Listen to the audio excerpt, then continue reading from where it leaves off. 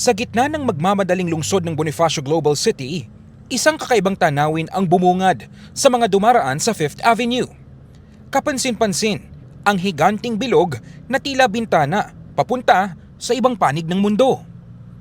Opisyal na kasing binuksan ang kauna-unahang portal sa Asia na nag-uugnay sa Maynila at 5 iba pang bansa sa pamamagitan ng isang 24/7 live stream. Para sa iba, isa lang itong normal na art installation.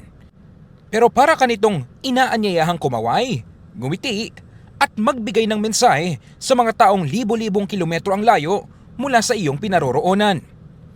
Konektado ito sa mga portal sa Vilnius, Lithuania, Lublin, Poland, Dublin, Ireland, Philadelphia, USA at Ipswich sa United Kingdom. Kada 3 minuto, kusang nagpapalit ang view na parang naglalakbay sa iba't ibang bansa nang hindi umaalis sa kinatatayuan. Kung makikita sa aking likuran, patuloy na dumaragsa ang mga tao dito sa portal, hindi alintana ang init ng araw.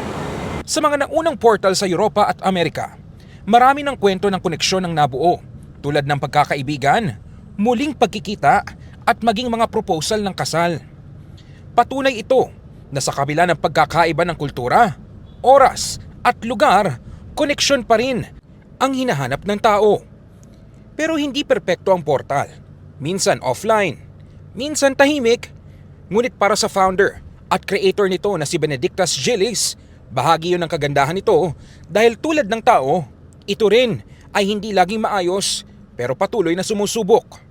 Para sa isang lungsod na sanay sa ingay at pagmamadali, ang portal ay nagsisilbing paalala na sa gitna ng lahat, pwede pa ring huminto, kumaway at makipagtagpo sa isang taong hindi mo pa nakikilala. At sa simpleng sandaling yon, nabubura ang distansya. In the heart of changing lives, ako si Brigada Ino Flores ng 105.1 Brigada News FM Manila. The Music and News Authority.